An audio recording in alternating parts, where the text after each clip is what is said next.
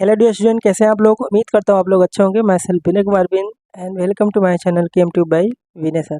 तो आज के सेशन में हम करने वाले हैं जेई मेंस क्वेश्चन 2024 जो कि 5 अप्रैल शिफ्ट 1 का जेई मेंस का क्वेश्चन है। और इसमें हम लोग क्वेश्चन को सॉल्व करेंगे और देखेंगे किस तरह के क्वेश्चन यहाँ पर आए। ठीक है, तो फर्स्ट जो क्वेश्चन है वो अपना DNF ब्लॉक से है। ठीक है, क्वेश्चन ये है कि which metal show highest and maximum number of oxidation state. ठीक है, तो ये डीएनएफ ब्लॉक में ऑक्सीडेशन स्टेट टॉपिक से उसमें एनसीईआरटी में आप देखोगे तो उसमें एक टेबल बनाया हुआ है। ठीक है, 3D सीरीज का। तो अगर मैं बात करूँ इसके आंसर की, तो मैक्सिमम ऑक्सीडेशन स्टेट किसका होता है, Mn का होता है, मैंगनीज का। और होता कितना है, +2 से लेके +7 तक इसका ऑक्सीडेशन स्टेट होता है। ठीक है, मीन्स +2 +3 +4 +5 +6 एंड +7 इतने ऑक्सीडेशन स्टेट होते हैं। तो इसका जो फाइनल जो आंसर होगा, ठीक है, इसका आंसर क्या होगा यहाँ से Mn। अब यहाँ पर हम बाकी आंसर की अगर बात करें, बाकी जो ऑप्शंस हैं अगर उनकी हम बात करें, तो आयरन जो एलिमेंट होता है उसका जो ऑक्सीडेशन स्टेट होता है वो कितना होता है, वो होता है +2 +3, ठीक है, +4 एंड +6। ठीक है, और इसके अलावा अगर बात करें कोबाल्ट का, तो कोबाल्ट का जो ऑक्सीडेशन स्टेट होता है +2 होता है, +3 होता है एंड +4 होता है। और लास्ट जो ऑप्शन दिया है क्रोमियम, इसका जो ऑक्सीडेशन स्टेट होता है +2 टू +6 तक होता है। ठीक है, तो जेई मेंस में ऐसे भी क्वेश्चन आ सकते हैं कि इसमें विच मेटल्स हो सेकेंड मैक्सिमम ऑक्सीडेशन स्टेट। अगर ये आंसर होता, अगर ये क्वेश्चन होता तो इसका आंसर क्या हो जाता, क्रोमियम। फिलहाल इसका जो आंसर है मैक्सिमम पूछा है Mn है। ठीक है, आई होप आपको ये क्लियर हो गया होगा। अब यहाँ पर जो सेकेंड क्वेश्चन है,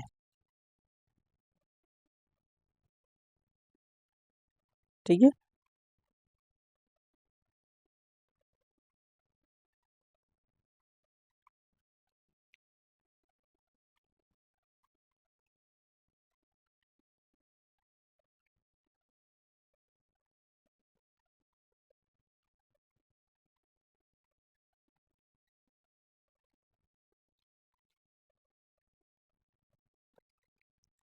तो यहाँ पर जो सेकेंड क्वेश्चन है ये है कोऑर्डिनेशन कंपाउंड से। क्वेश्चन क्या है, what is the correct order of strength of following ligands according to spectrochemical series. बहुत सिंपल सा क्वेश्चन है।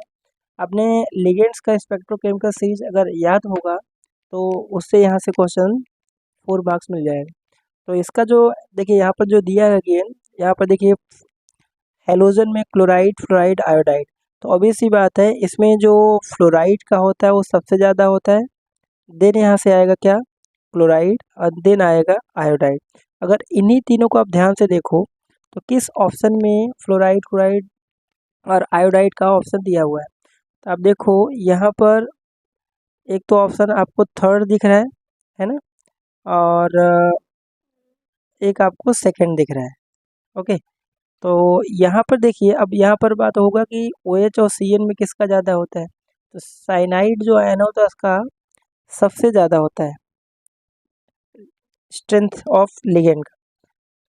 ओके, तो यहाँ पर सबसे ज़्यादा CN को होगा, then OH hydroxide ion, then fluoride ion, then chloride ion, और सबसे कम किसका होगा, आयोडाइड का। तो ये जो ऑप्शन आपको दिख रहा है ये कौन सा आंसर है इसका, वो है सेकेंड।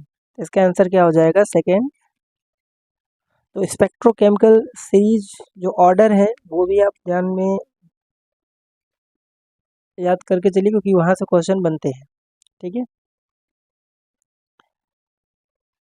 तो अगर मैं एग्जैक्ट ऑर्डर की बात करूँ कि कौन कौन से क्या उसका ऑर्डर था, तो सबसे ज़्यादा देखिए कार्बन मोनोऑक्साइड का होता है, देन CN का होता है साइनाइड आयन, देन उसके बाद EN होता है इथेन 1,2 डाइअमाइन, देन NS3, ठीक है, अमाइन का होता है, देन EDTA आता है, ठीक है, EDTA ethyl ethylene diamine tetra acetate. Then यहाँ पर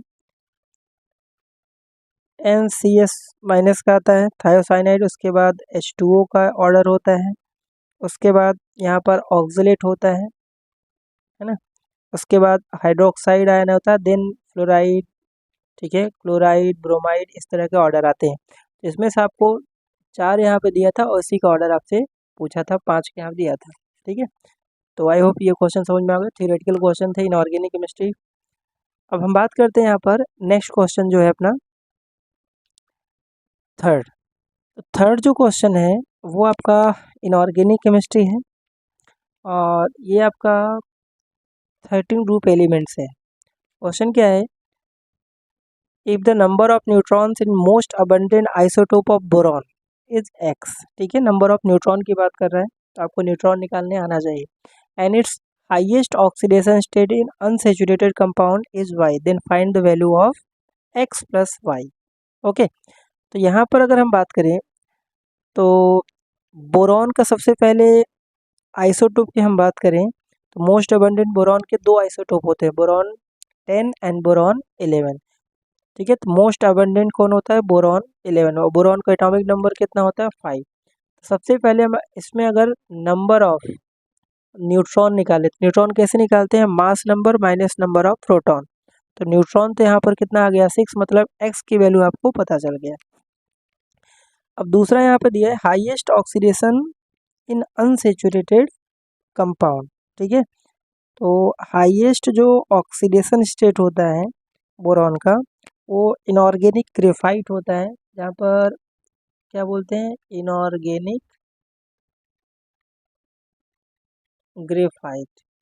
तो इनऑर्गेनिक ग्रेफाइट क्या होता है, BnX, और इसमें बोराजीन होता है और इसका मैक्सिमम जो ऑक्सीडेशन स्टेट होता है, ठीक है, मैक्सिमम ऑक्सीडेशन स्टेट कितना होता है, +3 बोरॉन का। तो ये हो गया y की वैल्यू, और क्वेश्चन में आपसे क्या पूछा है, x प्लस वाई की वैल्यू क्या होगा, तो 6 + 3 और आंसर आ जाएगा 9।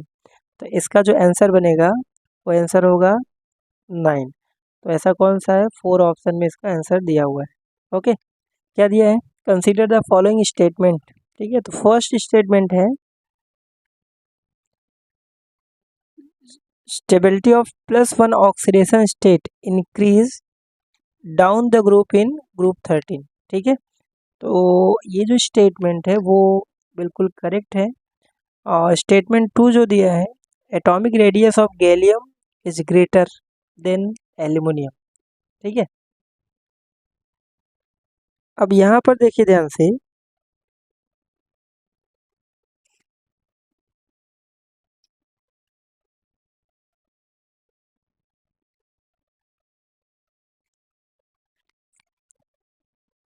तो यहाँ पर अगर बात करें हम 13 ग्रुप एलिमेंट की, 13 ग्रुप एलिमेंट में कौन कौन से आते हैं, देखिए इसमें बोरॉन आता है, एल्यूमिनियम आता है, गैलियम आता है, इंडियम आता है और थैलियम आता है। इसके जो ऑक्सीडेशन स्टेट होता है वो क्या होता है, +3 होता है। ओके, +3 यहाँ पर शो करते हैं, बट जैसे जैसे डाउन द ग्रुप आते हो, है ना, इसमें कुछ जो एलिमेंट्स हैं वो +1 ऑक्सीडेशन स्टेट भी शो करते हैं, और वो किस कारण होता है, that is inert pair effect के कारण ऐसा होता है। तो अगर आपसे रीज़न पूछता है ऐसा क्यों है, due to inert pair effect, ठीक है। तो इसमें इनर्ट पेयर इफेक्ट की वजह से कि इनका जो +1 ऑक्सीडेशन स्टेट होता है वो ज़्यादा स्टेबल होता है। जैसे आपको पूछा जाए कि इंडियम पे +1 चार्ज है और इंडियम पे +3 चार्ज है, तो ज़्यादा कौन स्टेबल है, ज़्यादा स्टेबल +1 है due to inert pair effect, ठीक है। तो पहला जो स्टेटमेंट है वो तो बिल्कुल करेक्ट है। अब हम बात करें सेकेंड स्टेटमेंट में, इनमें साइज़ क्या होता है, देखिए यहाँ पर जनरली हम क्या जानते हैं, डाउन द ग्रुप आने पर साइज इंक्रीज होता है, दैट मीन्स गैलियम का साइज एल्युमिनियम से ज़्यादा होना चाहिए, बट ऐसा नहीं होता है। यहाँ पर क्या होता है, एल्युमिनियम का साइज गैलियम से ज़्यादा होता है, और यहाँ पर जो इफेक्ट है दैट इज़ इसका जो रीज़न है दैट इज़ स्क्रीनिंग इफेक्ट के कारण होता है। इसमें 4f ऑर्बिटल आते हैं, और f ऑर्बिटल को जो स्क्रीनिंग इफेक्ट होता है पुअर होता है, दैट्स वाई गैलियम का साइज स्मॉलर होता है एल्युमिनियम से। बट क्वेश्चन में क्या दिया है, gallium is greater than aluminium, that means ये स्टेटमेंट रॉन्ग है। तो आंसर क्या बनेगा यहाँ पर? थर्ड। ठीक है, तो इसका जो आंसर बनेगा वो है थर्ड। ठीक है, इनऑर्गेनिक केमिस्ट्री के सब क्वेश्चन है। चलिए आगे बढ़ते हैं।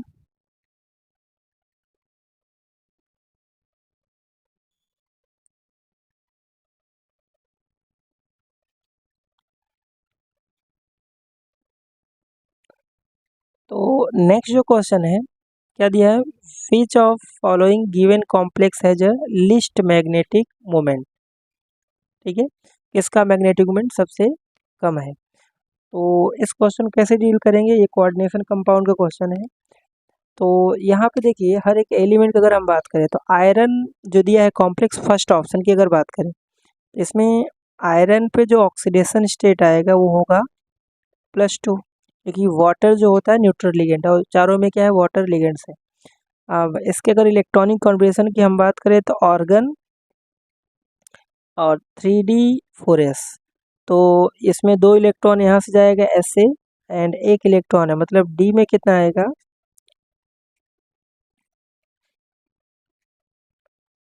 ठीक है, डी में यहाँ से कितना जाएगा? 6 इलेक्ट्रॉन, क्योंकि 2 इलेक्ट्रॉन यहाँ से जाएगा तो 0 हो जाएगा। अब यहाँ पर नंबर ऑफ अनपेयर्ड इलेक्ट्रॉन कितना हो जाएगा? 4। ठीक है, ये लगभग आपको आइडिया होगा। डी में टोटल कितने ऑर्बिटल होते हैं? 5। ठीक है, 5 ऑर्बिटल होते हैं और 6 इलेक्ट्रॉन भरना है इसमें, तो सब में सबसे पहले क्या आएगा? एक एक इलेक्ट्रॉन। देन यहाँ पर पेयरिंग करोगे आप, तो अनपेयर्ड कितने हैं यहाँ पर? सिर्फ 4 है, तो एन की वैल्यू 4 आ जाएगा। और सेकेंड ऑप्शन की अगर हम बात करें तो यहाँ पर है कोबाल्ट, और कोबाल्ट के यहाँ पर क्या है? +2। और कोबाल्ट का जो इलेक्ट्रॉनिक कॉन्बिनेशन करोगे तो 3D4s, तो कोबाल्ट में क्या होगा? यहाँ पर 2 इलेक्ट्रॉन और यहाँ पर 7 इलेक्ट्रॉन, में 2 इलेक्ट्रॉन निकालना है, मतलब ये क्या हो जाएगा? 0। और इसमें डी में टोटल 7 इलेक्ट्रॉन, मतलब यहाँ पर जो एन की वैल्यू आएगी वो वैल्यू होगी 3। ठीक है, नेक्स्ट हम बात करें यहाँ पर टाइटेनियम। ठीक है, तो टाइटेनियम का जो एटॉमिक नंबर होता है 22। ओके, और इस पे चार्ज कितना है? +3। और इसका इलेक्ट्रॉनिक कॉन्फ़िगरेशन करेंगे 3D4s, इसमें 2 इलेक्ट्रॉन और यहाँ पे 2 इलेक्ट्रॉन, तो 3 इलेक्ट्रॉन निकालना है, तो यहाँ से एक इलेक्ट्रॉन 2 इलेक्ट्रॉन निकलेगा और इसमें कितना होगा? 1 इलेक्ट्रॉन, मतलब यहाँ पर एन की वैल्यू आ रही है 1।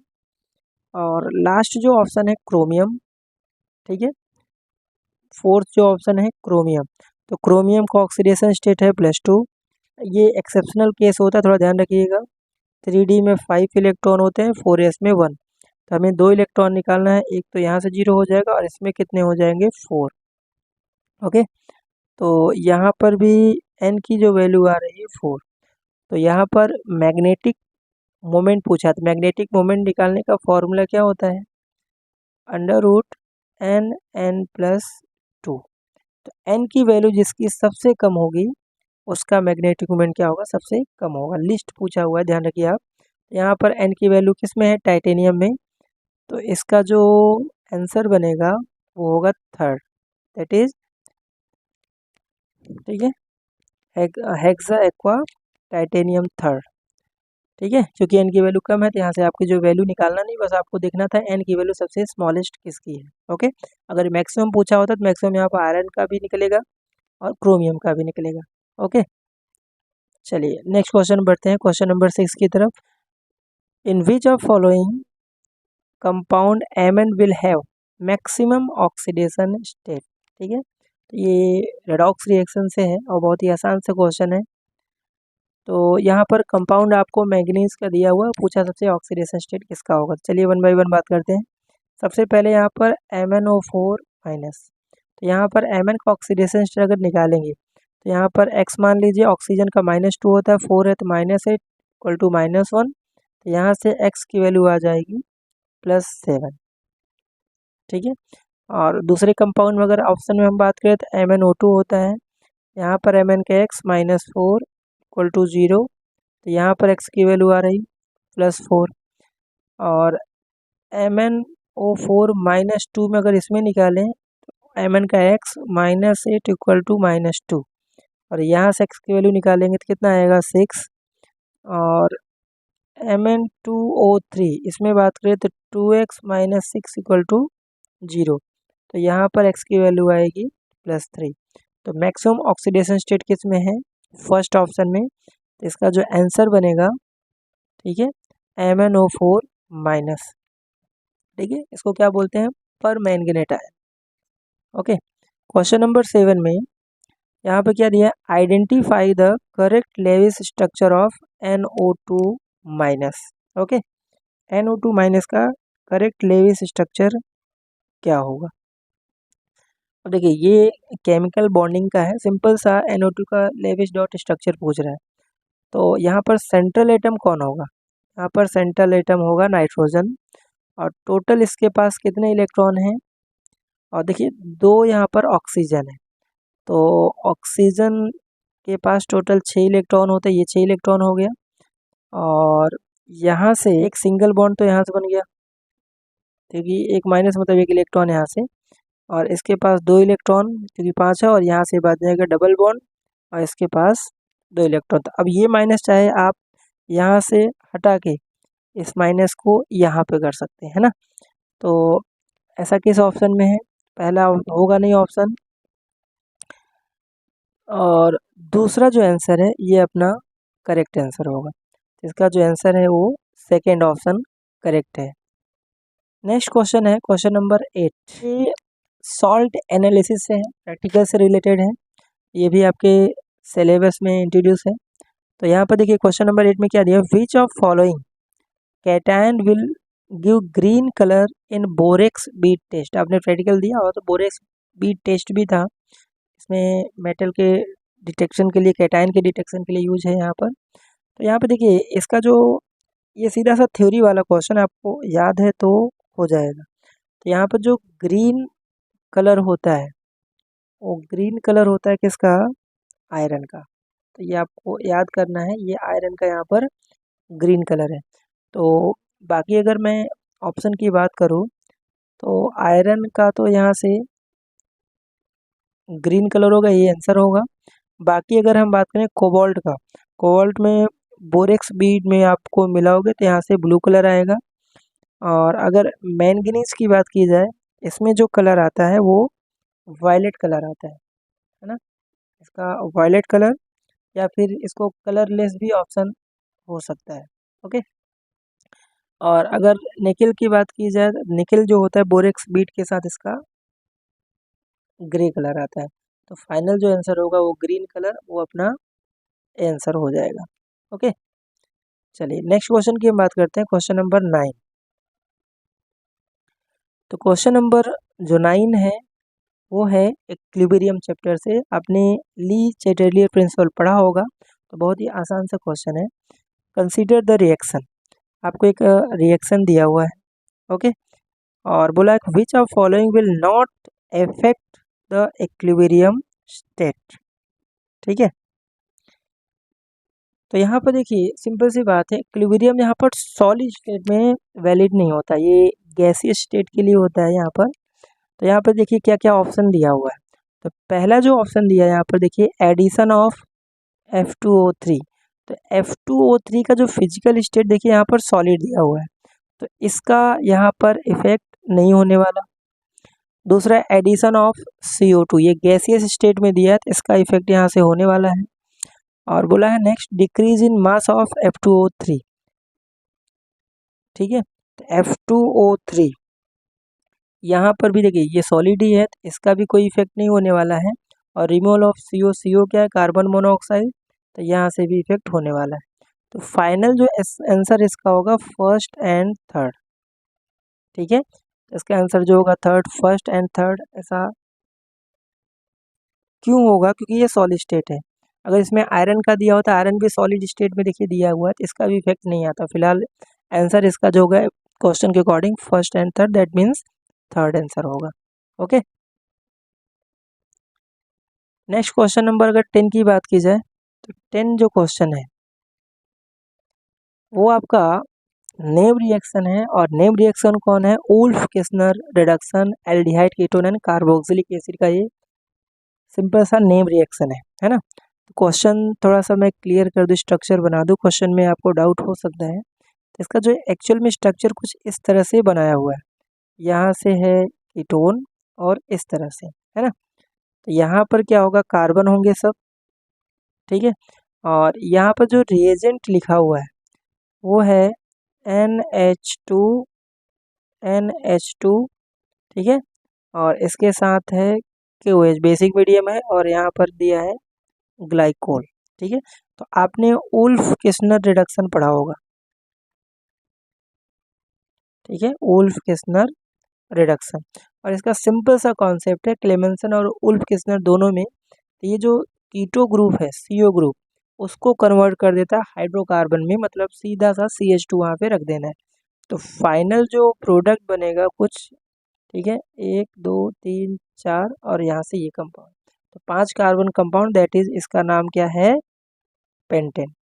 तो आपसे कंपाउंड नहीं पूछा इसमें, सीधा सा स्ट्रक्चर कौन सा कंपाउंड ऐसा नहीं पूछा, सीधा सा पूछा कि देखिए अल्कोहल तो बनने वाला नहीं, तो यहाँ से जो बनेगा वो है एल्कीन, ठीक है, सॉरी एल्केन, क्योंकि यहाँ से क्या बन रहा है, पेंटेन, पेंटेन क्या है यहाँ पर, एल्केन है। तो इसका जो आंसर बनेगा वो सेकंड आंसर होगा, ठीक है। आई होप ये क्वेश्चन क्लियर हो गया। नेम रिएक्शन है, बहुत ही ज़्यादा हार्ड पेपर नहीं था, इजी ही पेपर था, ठीक है। Most of NCERT based he question है। नेक्स्ट बात करते हैं क्वेश्चन नंबर 11 की। यहाँ पर ध्यान दीजिए क्या दिया है, असर्शन रीजन का क्वेश्चन है। तो असर्शन क्या दिया है, ट्रांसब्यूटुइन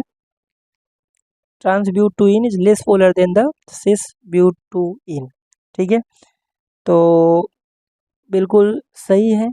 और रीज़न क्या दिया, ट्रांसब्यूटुइन हैज़ जीरो डाइपोल मोमेंट, ठीक है, ये भी सही है। तो इसका जो आंसर होगा वो आंसर क्या बनेगा, first, both assertion reason true and reason is a correct, ठीक है, एक्सप्लेनेशन ऑफ असर्शन। अब इसको थोड़ा सा एक्सप्लेन कर लेते हैं। देखिए ट्रांसब्यूटुइन का अगर स्ट्रक्चर बनाया जाए तो ट्रांसब्यूटुइन का जो स्ट्रक्चर बनेगा, यहाँ पे देखिए डबल बॉन्ड, इसके अलावा CH3, यहाँ पर H, और यहाँ पर CH3 और यहाँ पर H। तो ये जो है वो है ट्रांसब्यूटुइन, ये तो स्ट्रक्चर हो। सिस की हम बात करें, सिस में दोनों एक साइड हो जाते हैं। तो अगर यहाँ पर आप डाइपोल मोमेंट ड्रॉ करें, ठीक है, अगर इसमें हम डाइपोल मोमेंट ड्रॉ करें तो देखिए यहाँ पर मिथाइल जो ग्रुप है इसका डाइपोल मोमेंट क्या होगा, इस डायरेक्शन में, और इसका डाइपोल मोमेंट इस डायरेक्शन में, है ना। और कार्बन हाइड्रोजन बात करें तो इधर कार्बन की इलेक्ट्रोनेगेटिविटी ज़्यादा है तो इसके डायरेक्शन में होगा, और इसमें इस बॉन्ड में, तो ये क्या होंगे, एक दूसरे को क्या कर देंगे, कैंसिल आउट। ये वाला इधर है, इसके जस्ट वो एक दूसरे को कैंसिल आउट, और यहाँ पर कार्बन हाइड्रोजन में एक दूसरे को कैंसिल आउट, मतलब यहाँ पर जो डाइपोल मोमेंट आएगा और जीरो, ठीक है। और अगर मैं सिस की बात करूँ तो सिस का स्ट्रक्चर कुछ ऐसा होता है, दोनों मिथाइल ग्रुप कहाँ होंगे, एक साइड में हो जाएंगे, और ये हाइड्रोजन दोनों होंगे एक साइड होंगे। और अगर आप इसमें डाइपोल मोमेंट ड्रॉ करो तो देखिए यहाँ पर इसका इस डायरेक्शन में होगा, इसका इस डायरेक्शन में, है ना, और इसमें इस डायरेक्शन में, और इसमें कार्बन। तो यहाँ पर इन दोनों का रिजल्टेंट कहाँ है, डाउनवर्ड डायरेक्शन में, और इसका भी रिजल्टेंट डाउनवर्ड डायरेक्शन। तो यहाँ पर डाइपोल मोमेंट क्या हो रहा है, सम अप हो जा रहा है, तो इसमें dipole moment not equal to zero आएगा, है ना। तो इसका डाइपोल मोमेंट सिस का हमेशा ट्रांस से ज़्यादा होता है। ओके, क्लियर हो गया। तो ये क्वेश्चन बहुत आसान था। कहाँ से पढ़ा है आपने, ये हाइड्रोकार्बन 11th का ये क्वेश्चन है। ओके, चलिए आगे बढ़ते हैं। Question number 12। तो 12 जो क्वेश्चन है ये आपका बेसिक ऑर्गेनिक केमिस्ट्री क्लास 11 से है, ठीक है, ऑर्डर ऑफ स्टेबिलिटी। तो यहाँ पे आप ध्यान से देखिए, यहाँ पर कार्बोकैटायन है सब, ठीक है। तो अगर मैं बात करूँ पहले ऑप्शन में तो वहाँ पे देखिए कार्बन प्लस चार्ज है, और यहाँ पर 3 मिथाइल ग्रुप है ना। दूसरे ऑप्शन ये हो गया पहला। और सेकेंड की अगर स्ट्रक्चर की हम बात करें तो यहाँ पर CH3 और यहाँ पर CH3H और इसके ऊपर प्लस चार्ज। थर्ड की अगर हम बात करें, थर्ड में क्या दिया है, CH3 और प्लस चार्ज, ये मिथाइल कार्बोकैटायन है। और फोर्थ जो है वो है CH3CH2 प्लस चार्ज। तो यहाँ पर सिंपल सा आपको जानना है कि ये किस कौन से कार्बोकैटायन है। तो देखिए ये प्लस चार्ज क्या इस कार्बन पे, तो ये जो कार्बोकैटायन है वो टर्सरी कार्बोकैटायन है। और यहाँ पर देखिए दो मिथाइल ग्रुप लगे हैं, दो कार्बन, तो ये सेकेंडरी कार्बोकैटायन है। ये सिंपल सा क्या है, मिथाइल कार्बोकैटायन है। और ये वाला जो है कार्बन इस पे है और इससे डायरेक्टली एक ही कार्बन है, दैट मीन्स ये प्राइमरी कार्बोकैटायन। और यहाँ पर आपको अच्छे से पता होगा स्टेबिलिटी ऑफ कार्बोकैटायन जो होता है directly proportional to number of alpha hydrogen होता है, क्योंकि जितने ज़्यादा अल्फा हाइड्रोजन उतना ज़्यादा क्या होता है, हाइपर कॉन्जुगेशन। ये इसका कॉन्सेप्ट है। ओके, तो इसमें सबसे ज़्यादा अगर बात की जाए तो टर्सरी, सेकेंडरी, प्राइमरी और उसके बाद क्या होगा, मिथाइल, ये इसका करेक्ट ऑर्डर है। ठीक है, वैसे कार्बोकैटायन की स्टेबिलिटी में आपको याद ही होगा टर्सरी, सेकेंडरी, प्राइमरी, मिथाइल आता है। इसमें टोटल 9 अल्फा हाइड्रोजन है। ठीक है, इसमें टोटल 9, देखिए ये इसके पास ये अल्फा कार्बन होते हैं, है ना, और इसमें है ही नहीं। और यहाँ पर देखिए टोटल 2 अल्फा कार्बन, इनके पास टोटल 6 अल्फा हाइड्रोजन है। और लास्ट फोर्थ में कितने हैं, 3 अल्फा हाइड्रोजन, और इसमें कितने हैं, 0 अल्फा हाइड्रोजन। तो इसमें सबसे ज़्यादा होगा इसका फर्स्ट का। इसके अकॉर्डिंग जो हमने कॉन्सेप्ट सीखा उसका जो आंसर बनेगा, ठीक है, सबसे ज़्यादा होगा फर्स्ट, देन सेकेंड, तो इसका आंसर देखिए बनेगा फोर्थ। ओके, यहाँ पर हम बात करते हैं क्वेश्चन नंबर 13 में। तो क्या दिया है, which postulate of Dalton theory is wrong. ठीक है, कौन सा रॉन्ग है। और ये स्ट्रक्चर ऑफ एटम का बहुत सिंपल सा पॉइंट है, डाल्टन एटॉमिक थ्योरी 6 पॉइंट दिए हुए हैं। तो हमें देखना है इसमें कौन सा सेंटेंस रॉन्ग है। सबसे पहला है matter consist of individual atom, बिल्कुल सही स्टेटमेंट है। सेकेंड जो स्टेटमेंट है, all atom of given element have identical property but different mass, ये स्टेटमेंट बिल्कुल गलत है।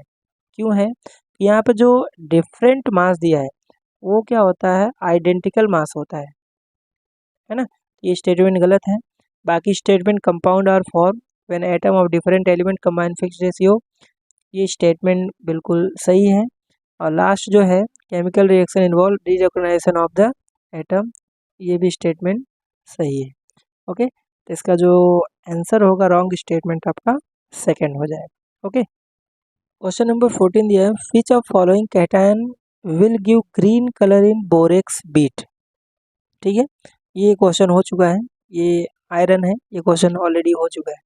ओके, क्वेश्चन नंबर 15 की अगर हम बात करें, इसमें क्या दिया है, identify the change occurring in oxidation state of the MN reaction by dry cell reaction. ठीक है, आपने ड्राई सेल रिएक्शन पढ़ा होगा, कौन से चैप्टर का है, ये इलेक्ट्रोकेमिस्ट्री का है। ओके, तो उसमें ड्राई सेल में रिएक्शन पे सीधा सा क्वेश्चन पूछा है ना। तो ड्राई सेल का जो एनोड का रिएक्शन था वो जिंक किसमें कन्वर्ट होता है, Zn+2 में। बट इसमें जो कैथोड का रिएक्शन है, ठीक है, कैथोड का जो रिएक्शन उसी समय मतलब है, तो वहाँ पर MnO2 जो था वो कन्वर्ट हो रहा था किसमें, MnO और OH माइनस में। ठीक है, बाकी अमोनियम आयन भी था, हमें उससे नहीं मतलब, हमें Mn से मतलब है। तो इसका जो ऑक्सीडेशन स्टेट आएगा +4, और इसमें ऑक्सीडेशन स्टेट निकालेंगे तो कितना आएगा, Mn का X, ऑक्सीजन का -2, हाइड्रोक्साइड पे -1 चार्ज होता है। तो यहाँ से कितना आएगा, X की वैल्यू +3, है ना। तो इसमें जो ऑक्सीडेशन स्टेट आएगा +3, तो 4 से क्या हो रहा है, 3 में चेंज हो रहा है, दैट मीन्स इसका जो आंसर होगा थर्ड आंसर होगा। Okay, next question number 16, structure of atoms है। क्वेश्चन है, identify the correct relation between the potential energy and total energy of electron in Bohr model of single electron species. ठीक है, तो इसका relation से question है simple सा, जो पोटेंशियल और टोटल एनर्जी होता है ना, तो टोटल टोटल जो एनर्जी होता है वो पोटेंशियल एनर्जी का हाफ होता है। ठीक है, तो इसको अगर रीअरेंज करें तो इसका क्या होगा, total energy 2 time equal to यहाँ से potential energy. Okay, kinetic energy जो होता है वो डायरेक्टली दोनों इक्वल होते हैं, potential energy equal to total energy equal to kinetic energy. इसका जो आंसर बनेगा वो हो जाएगा फर्स्ट ऑप्शन। क्वेश्चन नंबर 17, ठीक है। क्वेश्चन नंबर अगर 17 की बात की जाए तो इसमें जो क्वेश्चन है, क्वेश्चन क्या दिया है, if the value of the mass of electron, ठीक है, 9.1 into 10⁻31 kg, find out the velocity of electron in first orbit of hydrogen atom, ठीक है। फर्स्ट ऑर्बिट में यहाँ पर वेलोसिटी आपसे पूछा है। इसका जो फॉर्मूला होता है nth ऑर्बिट के लिए वेलोसिटी का, वो होता है 2.18 इंटू 10⁻, ठीक है, 6 इंटू Z/n होता है, ठीक है। ये velocity of electron in nth orbit के लिए होता है, ठीक है। इसका डेरिवेशन है, ऐसे डेरिवेशन की ज़रूरत नहीं है, और इसका डेरिवेशन चाहिए अगर तो इसका मैं वीडियो का लिंक डिस्क्रिप्शन में दे दूंगा, वहाँ से आप एनर्जी, पोटेंशियल एनर्जी सबका डेरिवेशन है, वहाँ से आप देख सकते हैं। तो यहाँ पर आपसे बोला है क्या, फर्स्ट ऑर्बिट। फर्स्ट ऑर्बिट मतलब एन की वैल्यू 1, तो इसका एन यहाँ रखेंगे, और हाइड्रोजन है ना, मास ऑफ इलेक्ट्रॉन, और find the velocity of orbit hydrogen atom. तो हाइड्रोजन का जो जेड की वैल्यू होता है 1, तो फाइनली यहाँ पे आंसर आएगा 2.1 इंटू 10⁻6 मीटर पर सेकेंड। तो ऐसा कौन सा आंसर है, ठीक है, सेकेंड आंसर इसका हो जाएगा। सिंपल सा फॉर्मूला पूछा था ऑर्बिट का, ओके। तो क्वेश्चन नंबर 18 क्या दिया है, ये आपका some basic concept of chemistry से है, और एम्पिरिकल मॉलिकुलर फार्मूला आपने पढ़ा होगा तो उसी से रिलेटेड है। तो यहाँ पे देखिए क्या दिया है, क्वेश्चन क्या दिया है, if carbon percent 42.1%, hydrogen 6.4%, oxygen 52.5%, and molar of mass of compound आपको 342 दिया है, then molecular formula of compound क्या होगा, ठीक है। तो थोड़ा सा यहाँ से आप, एक तो लॉन्ग मेथड है, आप टेबल वगैरह बना के कर सकते हैं, और एक बहुत सिंपल सा तरीका है। कौन सा शॉर्ट ट्रिक तरीका है, तो यार ये 342 जो मॉलिकुलर मास होता है वो होता है सुक्रोज का, ठीक है। और सुक्रोज का या केन शुगर बोलते हैं, और उसका फॉर्मूला क्या होता है, C12H22O11, और इसका जो मॉलिकुलर मास होता है वो होता है 342, ओके, ये याद होना चाहिए। अब 342 होता है, ओके। तो कार्बन का अगर मैं परसेंटेज ऑफ कार्बन निकालूं, ठीक है, तो कार्बन इसमें क्या है, C12 है, तो यहाँ से कितना, 12 इंटू 12 डिवाइड बाई, यहाँ से क्या होगा, टोटल मॉलिकुलर मास 342 इंटू 100। अब इसको जब सॉल्व करोगे तो अगर 42.1 आ रहा है, दैट मीन्स यही आंसर होगा, ठीक है, शॉर्ट तरीके से। तो इसको जब सॉल्व करेंगे तो यहाँ से 42.1% आएगा, दैट मीन्स जो इसका आंसर बनेगा वो आंसर कौन सा होगा, सुक्रोज का जो फॉर्मूला है C12H22O11, ओके। तो number 19, which one of following compound will give positive, ठीक है, निनहाइड्रीन टेस्ट। तो निनहाइड्रीन टेस्ट ये भी प्रैक्टिकल से ही रिलेटेड है। ये जो होता है वो अल्फा एमिनो एसिड देता है, ठीक है। निनहाइड्रीन जो टेस्ट कौन देता है, वो अल्फा एमिनो एसिड, ये पॉजिटिव टेस्ट देते हैं। अब यहाँ पर अल्फा एमिनो एसिड तो दिया नहीं है, तो आंसर होगा वो होगा, और प्रोटीन में होता क्या है, जो एग होते हैं, ठीक है, एग एल्बुमिन, इसका जब आप हाइड्रोलिसिस कराते हैं तो यहाँ से ये प्रोटीन का फॉर्मेशन करता है, वो अल्फा एमिनो एसिड होता है। तो इसका जो आंसर बनेगा एग एल्बुमिन, तो इसका आंसर क्या हो जाएगा, थर्ड, ओके। क्वेश्चन नंबर 20, तो क्वेश्चन नंबर 20 में यहाँ पर क्या दिया है, ABCD, ए जो कंपाउंड है, अगर मैं ए कंपाउंड की हम बात करें तो ए जो कंपाउंड है वो है अल्कोहल, बी जो कंपाउंड है वो एल्डिहाइड, सी कंपाउंड है वो ईथर, एंड डी जो कंपाउंड है वो है हाइड्रोकार्बन 5 कार्बन का पेंटेन, ओके। तो इसमें बोला select the option correct order of boiling point. ये जो दिया है इसमें आपको बॉइलिंग पॉइंट का ऑर्डर बताना है। तो यहाँ पे देखिए फंक्शनल ग्रुप का बॉइलिंग पॉइंट का जो ऑर्डर है, जनरली हम वहाँ पे क्या देखते हैं, स्ट्रेंथ या पोलैरिटी वगैरह देखते हैं। तो सबसे ज़्यादा तो यहाँ पर अल्कोहल का होने वाला है, और उसके बाद आता है एल्डिहाइड का, ठीक है। तो मतलब सबसे ज़्यादा होगा ए का, देन बी का। अब यहाँ पर ऑप्शन में सेकेंड थर्ड फोर्थ में सब में वही है। अब जाता है सी एंड डी में। तो सी में यहाँ पर देखिए ईथर है, और ईथर जनरली नॉन पोलर ही कंसीडर करते हैं।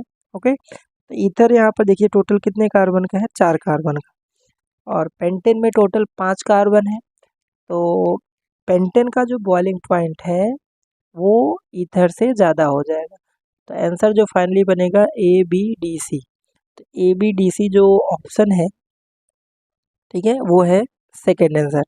इसका जो आंसर होगा वो सेकेंड हो जाएगा। ओके, चलिए आगे बढ़ते हैं।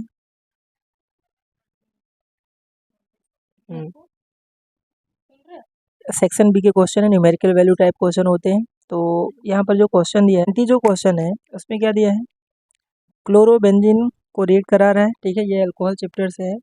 NaOH 673 केल्विन टेम्परेचर है और 100 ATM प्रेशर। तो यहाँ से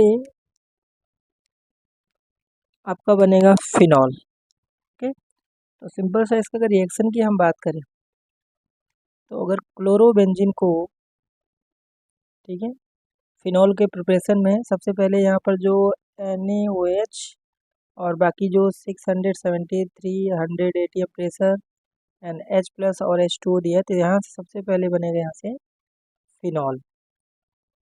ठीक है, और उसके बाद फिनॉल को जब यहाँ पर लिखा है कंसनट्रेटेड H2SO4, और फिनॉल क्या होता है, अर्थो पैरा डायरेक्टिंग ग्रुप होता है। तो यहाँ से दो पॉसिबिलिटी प्रोडक्ट की बनेगी। तो एक तो OH रहेगा इसके रिस्पेक्ट में, एक तो यहाँ से सल्फोनिक ग्रुप आएगा और एक यहाँ से पैरा पोजीशन पे। तो ये जो कंपाउंड बना वो होगा अपना ए। तो इसमें पूछा sum of number of oxygen atom in A and B. तो ए में जो ऑक्सीजन एटम दिख रहा है, 3 इधर और 1 इधर, टोटल यहाँ पर 7 ऑक्सीजन इसमें दिख रहे हैं। और अगर इसका रिएक्शन करा दीजिए कंसनट्रेटेड HNO3, मतलब नाइट्रेशन करा रहे हैं यहाँ से, तो यहाँ से पिक्रिक एसिड का फॉर्मेशन करेगा। अब पिक्रिक एसिड क्या होता है, देखिए यहाँ पर OH और NO2 और यहाँ पर NO2। तो ये बना बी कंपाउंड, इसका कॉमन नेम है पिक्रिक एसिड, है ना। और इसमें टोटल ऑक्सीजन कितने हैं, NO2 में टोटल कितने, 3 NO2 है, तो 6 इधर हो जाएगा और 1 इधर। तो इसमें 6 + 1 कितने, 7 ऑक्सीजन बी में है। तो फाइनली जो ए एंड बी जो कंपाउंड बना उसमें जो ऑक्सीजन एटम आएंगे 7 + 7 मतलब 14। तो फाइनली जो इसका आंसर होगा वो होगा 14। Okay, question number 22। तो 22 क्वेश्चन में क्या दिया है, the bond in ethylene pi and sigma sum of number of molecule is X. Value of X क्या होने वाला है। ओके,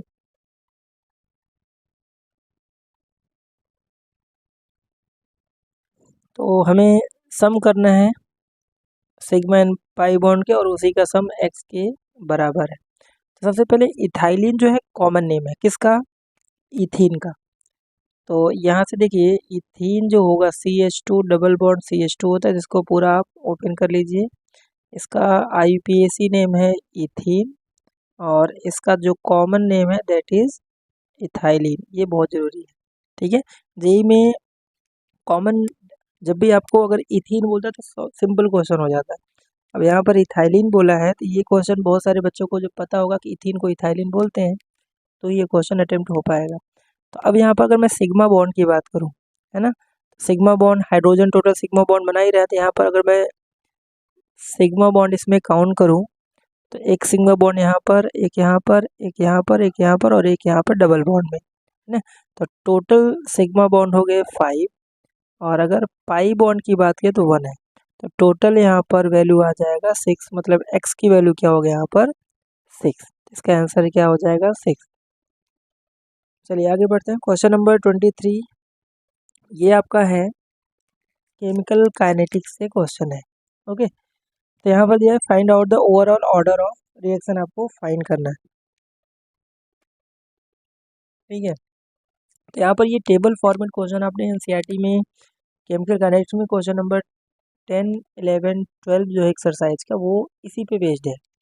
ठीक है, तो इसमें आपको क्या करना है, ऑर्डर ऑफ रिएक्शन निकालना है। तो अगर मुझे रेट लिखना हो तो रेट इक्वल टू क्या होता है, रेट एक्सप्रेशन ए के पावर में यहाँ से एक्स और बी के पावर में हो जाएगा वाई। ये हो गया रेट एक्सप्रेशन। अब यहाँ पर 4 इक्वेशन बनेंगे। अगर मैं इसमें बात करूँ, ठीक है, तो इसका होगा 6 इंटू 10 के पावर -1 इक्वल टू के, और 0.1 के पावर में एक्स एंड 0.1 के पावर में वाई। ये बना आपका फर्स्ट इक्वेशन। सेकेंड अगर बात करें तो 72 इंटू 10 के पावर -1 इक्वल टू के, 0.3 के पावर में एक्स एंड 0.2 के पावर में वाई। ये सेकेंड इक्वेशन। थर्ड की हम बात करें तो 288 इंटू 10 के पावर -1 इक्वल टू के, 0.3 के पावर में एक्स एंड 0.4 के पावर में वाई। ये होगा थर्ड इक्वेशन। एंड लास्ट की हम बात करें 24 इंटू 10 के पावर -1 इक्वल टू के, 0.4 के पावर में एक्स एंड 0.1 के पावर में वाई। ये होना फोर्थ इक्वेशन। ओके, अब इसमें क्या करना है, देखिए आपको हमें दो इक्वेशन ऐसे लेना है जिसमें ए टोटल कैंसिल हो जाता है। अगर मैं बात करूँ इसमें सेकेंड एंड थर्ड की, तो इसमें क्या करना है आपको, third equation divide by second equation. तो यहाँ से क्या आ जाएगा, 288 इंटू 10 के power -1 divide by 72 equal to, यहाँ से ये पूरी वैल्यू कैंसिल आउट हो जाएगा। तो यहाँ से 0.4 डिवाइड बाई 0.2 एस के पावर में वाई, है ना। तो ये यहाँ पर क्या करेंगे, 4 टाइम, यहाँ पर 10 के पावर -1 है, ये पूरा कैंसिल आउट, और ये आ जाएगा 4 टाइम। तो यहाँ से क्या आया, 4 इक्वल टू 2 के पावर में वाई। तो इसको हम क्या लिख सकते हैं, 2 के पावर 2 इक्वल टू 2 के पावर में वाई। तो वाई की वैल्यू यहाँ से कितना आ गया, 1। ओके, और इसी तरह से आप कोई दो इक्वेशन ऐसा लीजिए, ठीक है, जिसमें वाई वाई कैंसिल आउट हो जाए। तो मेरे ख्याल से जो फर्स्ट एंड फोर्थ इक्वेशन है ना, तो हम क्या करते हैं, इस बार फोर्थ इक्वेशन में फर्स्ट को डिवाइड कर देते। तो यहाँ पर भी देखिए 24 इंटू 10 के पावर -1 डिवाइड बाई 6 इंटू 10 के पावर -1 इक्वल टू, यहाँ पर देखिए वाई वाई सेम सेम है, कैंसिल आउट, और यहाँ से 0.4 डिवाइड बाई 0.1 और पावर में एक्स। ओके, तो यहाँ से देखिए ये 4 टाइम जाएगा और ये कैंसिल आउट। तो यहाँ से फाइनली क्या, 4 इक्वल टू 4 के पावर में एक्स। तो यहाँ पर कुछ नहीं है, तो एक्स की वैल्यू आ जाएगा 1।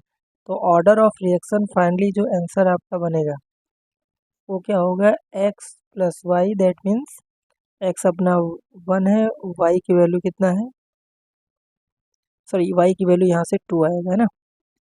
तो यहाँ से कितना आ जाएगा, 3, है ना। ये वाई की वैल्यू यहाँ थोड़ा, वाई की वैल्यू पावर, जब बेस सेम हो तो पावर इक्वल हो, तो वाई की वैल्यू यहाँ से 2 आ जाएगा। तो आंसर क्या आएगा, 3। तो ऑर्डर ऑफ रिएक्शन इसका जो आएगा वो 3 होगा। ओके, और इसमें आपको इतना डिटेल में जाने की ज़रूरत नहीं, सिंपल से हमें यहाँ पर इक्वेशन को ध्यान देना था।